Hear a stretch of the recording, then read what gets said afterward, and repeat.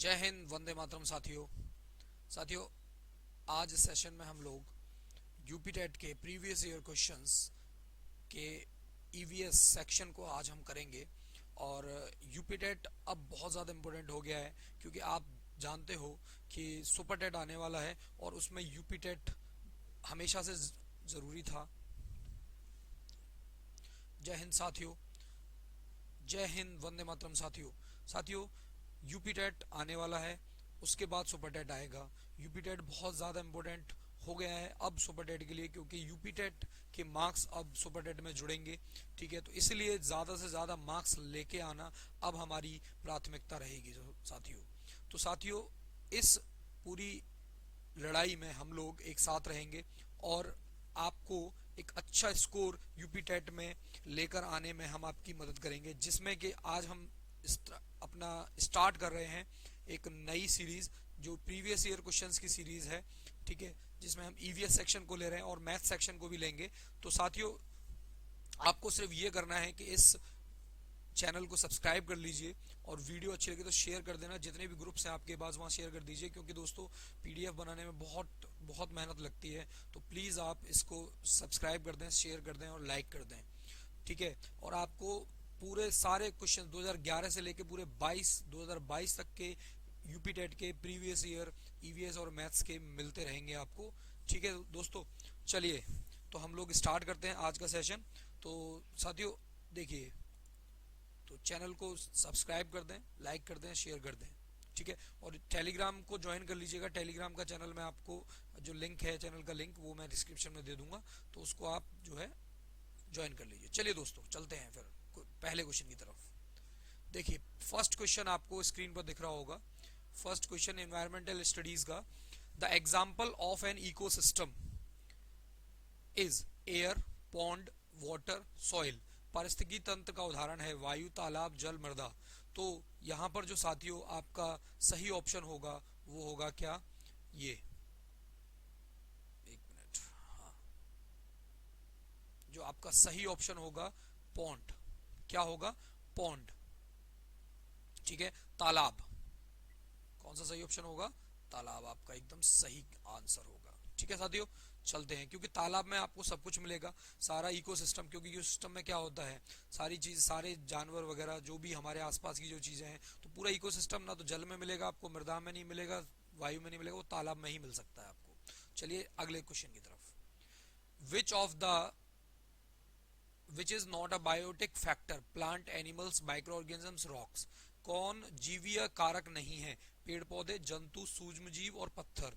तो देखिए, प्लांट्स भी क्या है, जीवीय हैं, बायोटिक है, एनिमल्स भी बायोटिक है, माइक्रो ऑर्गेनिजम्स भी बायोटिक हैं, लेकिन रॉक्स जो है ना वो बायोटिक नहीं है। ठीक है, तो यही फोर्थ ऑप्शन आपका करेक्ट ऑप्शन यहाँ पर हो जाएगा। ठीक है, फोर्थ आपका आंसर हो जाएगा यहाँ पर। ठीक है साथियों, चलते हैं अगले क्वेश्चन की तरफ। थर्ड क्वेश्चन आपसे बोल रहा है कि most plants are present in lithosphere, hydrosphere, atmosphere, photosphere. ठीक है, तो अधिकतर पेड़ पौधे जो हैं वो आपके पाए जाते हैं लिथोस्फेयर में। कहाँ पाए जाते हैं? लिथोस्फेयर में। बाकी हाइड्रोस्फेयर में, एटमॉस्फेयर में, फोटोस्फेयर में, इन सब में कहीं नहीं पाए जाते। लिथोस्फेयर जो होता है वो सॉलिड जो पार्ट होता है हमारे अर्थ का, वो होता है लिथोस्फेयर। तो वहीं पर सबसे ज्यादा प्लांट आपको, पेड़ पौधे जो है वो पाए जाएंगे। ठीक है साथियों, चलते हैं अगले क्वेश्चन की तरफ। Animals that feed on other dead animals are called parasites, decomposers, scavengers, omnivores. अन्य मृत जंतुओं पर जीवन निर्वाह करने वाले प्राणी को क्या कहा जाता है? तो साथियों, इसका सही आंसर है स्कैवेंजर्स। क्या है इसका आंसर? स्कैवेंजर्स। ठीक है, ये वाला इसका सही आंसर है। चलें साथियों अगले क्वेश्चन की तरफ। चलिए, CNG is the abbreviation of. क्या होगा इसका साथियों आंसर? इसका आंसर होगा फुल फॉर्म सीएनजी की, कंप्रेस्ड नेचुरल गैस। क्या होगी? Compressed natural gas. ठीक है, चलिए अगले क्वेश्चन की तरफ चलते हैं। Which of the following international organisation looks after environment protection over the world? WWF, WHO, PETA, ठीक है, और UN। निम्न में से कौन सी अंतरराष्ट्रीय संस्था पूरे विश्व में पर्यावरण सुरक्षा की देखभाल करती है। तो साथियों इसका सही आंसर है आपका यूएन करती है। ठीक है साथियों, इसका सही आंसर है यूएन। ठीक है, यूएन पूरे इन्वायरमेंटल जो इन्वायरमेंट को प्रोटेक्ट करने का काम यूएन का है। ठीक है, यूएनईपी हम लोग इसको एक्चुअल में जो है कहते हैं यूएनईपी। तो ठीक है, चलिए इसमें बोल रहा है too much use of insecticide will cause, ज्यादा कीटनाशकों के अत्यधिक इस्तेमाल से क्या होगा? Air pollution, noise pollution, water pollution या ऑल ऑफ दीज।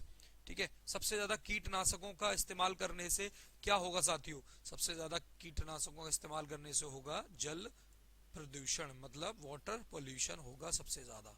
ध्यान रखें साथियों। ठीक है, क्या होगा? जल प्रदूषण सबसे ज्यादा होगा उसमें। ठीक है, तो third option is correct answer. अगला, salt which absorb water is called hygroscopic, anhydrous salt, hydrophilic salt और हाइड्रोफोबिक सॉल्ट। तो भाई इसका जो सही आंसर है वो है आपका हाइड्रोस्कोपिक लवण। ठीक है, या हाइड्रोस्कोपिक सॉल्ट हम बोल सकते हैं, यहाँ पर क्या बोल सकते हैं? Hygroscopic salt. ठीक है, ये आपका करेक्ट आंसर है, फर्स्ट ऑप्शन इज करेक्ट। चलिए अगले क्वेश्चन की तरफ चलते हैं। The term which used for the conservation of ecosystem and natural habitats and maintenance and recovery of viable population of species in their natural surrounding is core conservation, in situ conservation, ex situ conservation और peripheral conservation। पारिस्थितिकी तंत्र एवं प्राकृतिक अधिवासों का संरक्षण तथा उनके एक प्राकृतिक वातावरणों में प्रजातियों का जीवन, जनसंख्या का रख रखाव एवं प्रतिप्राप्ति के लिए प्रयुक्त पद है। कौन सा होगा साथियों इसका? क्रोड संरक्षण, ठीक है, स्वस्थानीय संरक्षण, अपस्थानीय संरक्षण, परिधीय संरक्षण। तो साथियों इस आंसर का जवाब होगा आपका अपस्थानीय संरक्षण। ठीक है, एक्स सितु कंजर्वेशन, ये इसका सही जवाब है। चलिए आगे चलते हैं, क्वेश्चन नंबर 10। क्वेश्चन नंबर 10 की तरफ चलेंगे। Sea turtles are called living fossils for they have been on the earth in their present form for over 150 million years of the first species of sea turtles found in the waters of the Indian subcontinent, which is the most popular species? Canis ridley, loggerhead, olive ridley और फ्लैटबैक। तो साथियों हिंदी में भी यही है, इसलिए मैंने हिंदी के ऑप्शन इसके नहीं लिखे हैं। सामुद्रिक कच्छपों को जीवंत जीवाश्म कहा जाता है क्योंकि वे 50 मिलियन वर्षों से भी अधिक समय से पृथ्वी में उपस्थित हैं। भारतीय उपमहाद्वीप के जल भागों में पाए जाने वाले 5 प्रजातियों के समुद्री कच्छप में सबसे अधिक संख्या किसकी है?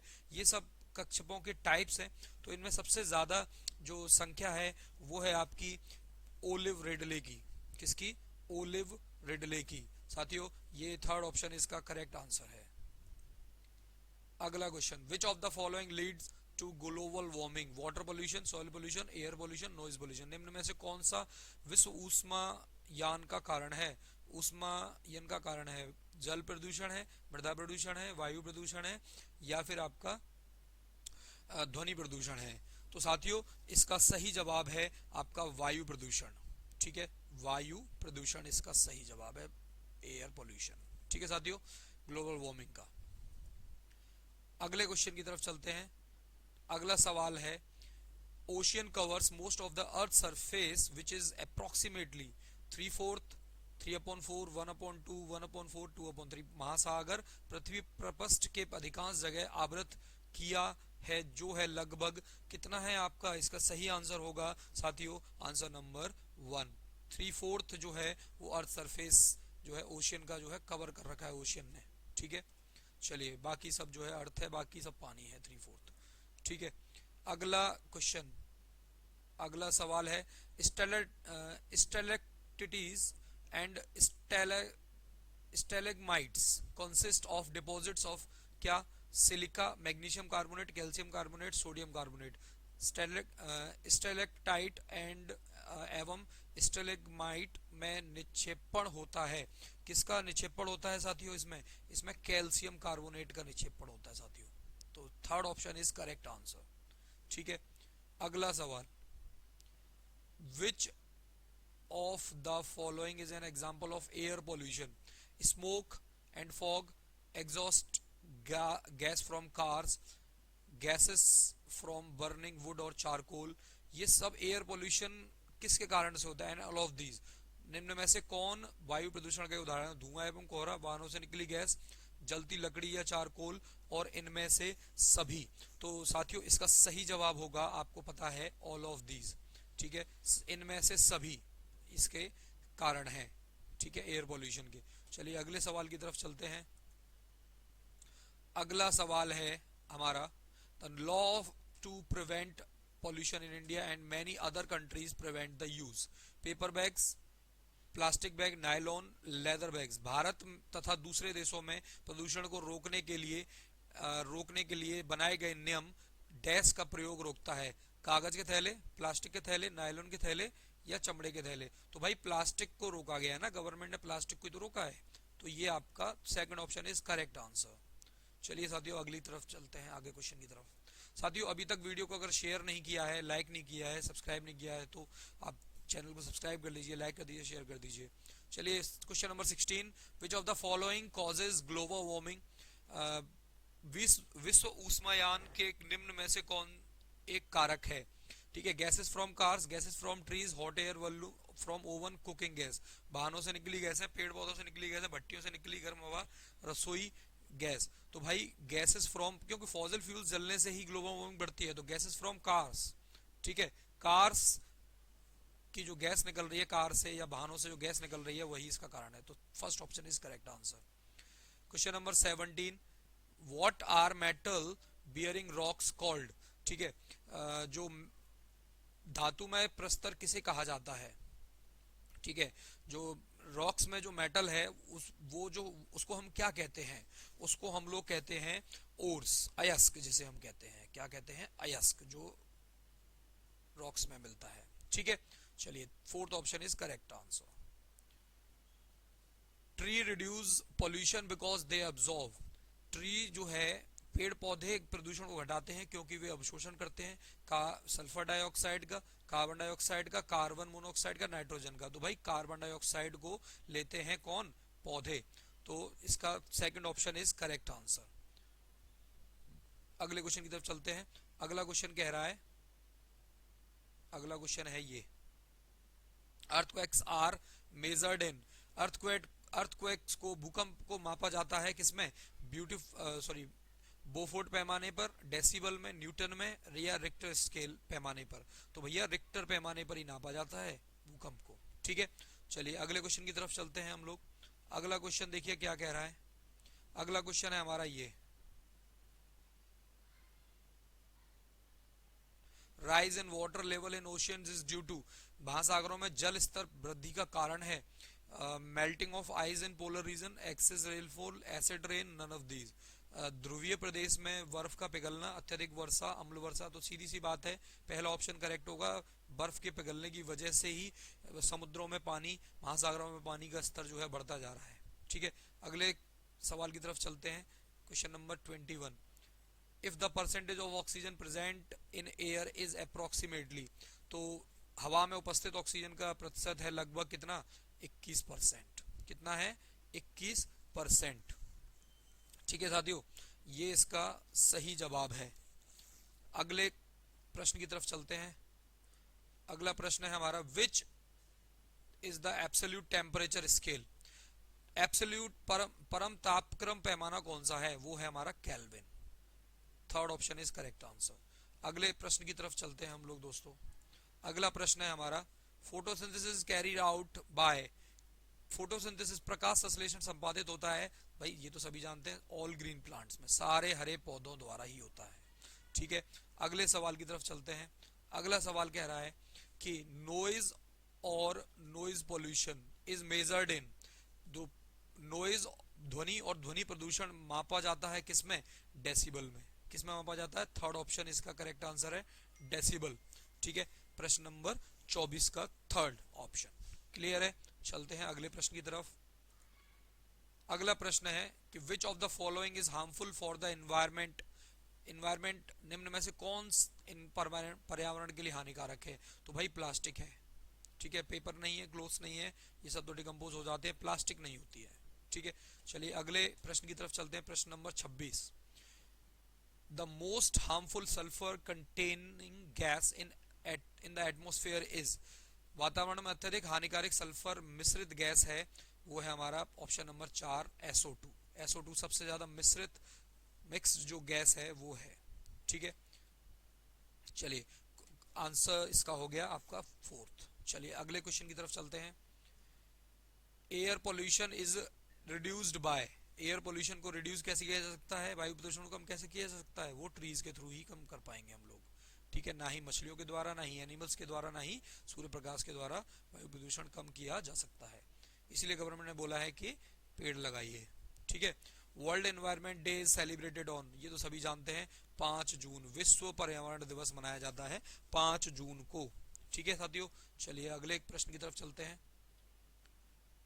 विच layer protect earth from harmful rays of the sun, ठीक है।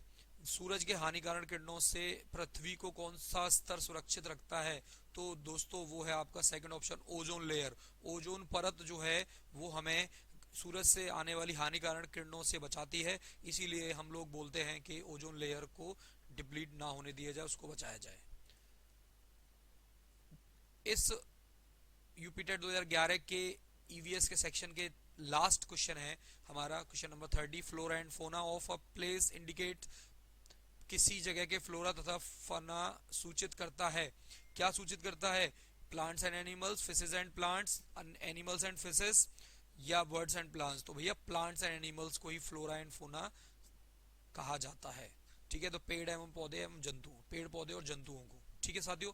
तो साथियों इसके साथ ही हमारा आज का ये सेशन खत्म हुआ, और आपको अगर सेशन अच्छा लगा है तो आप इस सेशन को शेयर कर दीजिए, सब्सक्राइब कर दीजिए, लाइक कर दीजिए चैनल को, और इसी के साथ जय हिंद साथियों, वंदे मातरम।